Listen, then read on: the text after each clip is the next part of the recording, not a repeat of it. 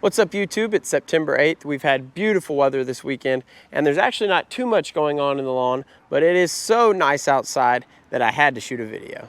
What's up guys? I'm Rhett. Welcome back to Lawn Insider. It has been exceptionally windy today, but aside from that, you really couldn't ask for much more with the weather this time of year here in beautiful New Braunfels, Texas, because we're usually still experiencing quite the heat wave at this point in the year. And I'm not saying that that's not going to show back up, but right now we do have at least a short reprieve from that. And then the last couple of weeks, we've actually gotten a little bit of rain as well.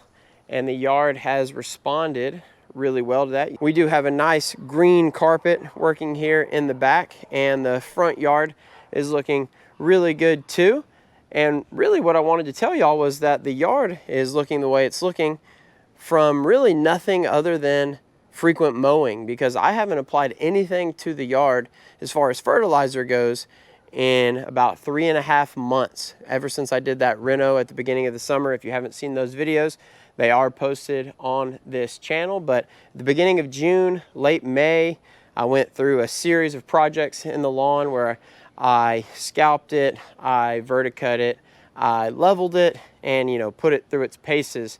And then I applied a fertilizer right after that. And ever since then, it's really just been a lot of frequent mowing. And then, like I said, we have been blessed with some rain here in the past couple of weeks.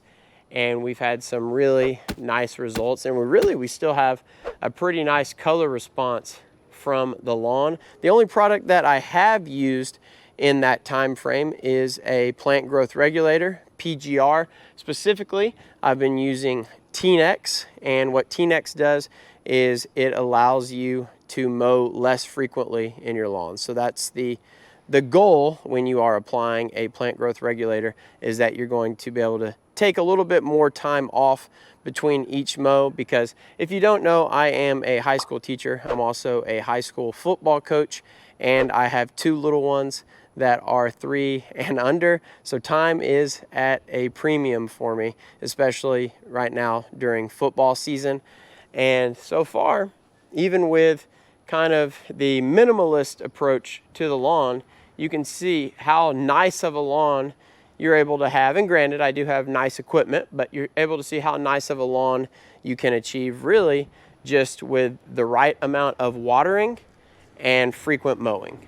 Here's a nice little close-up of the lawn. I actually came out and mowed yesterday. I'm still mowing at 0.45 inches. And I actually have a little bit of wiggle room if I decide I do want to raise it, because my normal maintenance height of cut is 0.55 inches. So maybe if it gets a little leggy, I can raise it a little bit going into the end of the season. And I actually do plan on applying a fertilizer before the season's up. So I'm not completely done putting products on the lawn. I just wanted to show you that if you're somebody who has a little bit of time scarcity as well, that even without a lot of products in the lawn, you can still have a really nice looking lawn, and definitely well above average looking lawn, just from watering right and mowing frequently. You'll also start to see some of the Halloween decorations start to pop up in some of the videos, because my wife and kids came out earlier today and did a little decorating. We are in the Halloween spirit in this house. My kids ask me every night if it's time to go trick-or-treating, and they're always dressing up. And we've actually had a few houses around the neighborhood already put up their Halloween decorations. So it's pretty much a nightly occurrence for us to go see those spooky decorations. But it's also around the time of the year when a lot of y'all are getting antsy about certain applications you make this time of year. Specifically, I've seen some questions about pre-emergent, and I really don't even start to worry about pre-emergent until October. And a good rule of thumb around these parts is just getting it out by Halloween. So if you can get your pre-emergent out by Halloween, which is, roughly about 1.5 months away still, you'll be in good shape. That's what I've done the last several years. And I know I just made a video about the spurge I had in my lawn, but for the most part, I have pretty minimal weed issues, and you will too, as long as you put your pre-emergent out and pair that with just being out in the lawn, frequently mowing. The more you mow, the fewer weeds that you are going to have to deal with.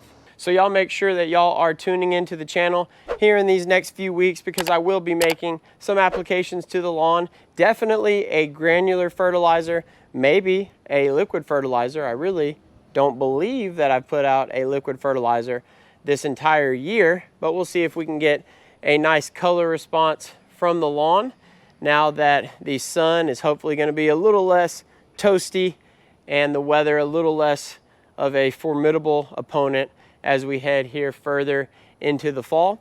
But I think I'm going to go ahead and wrap this one up right here. I hope y'all enjoyed it. If you did, please leave it a like. If you're enjoying the content and you want to continue to see more of it, hit that black subscribe button below. And if you have any questions, comments, concerns, leave those in the comment section below. I'll see y'all again soon. Lawn Insider out.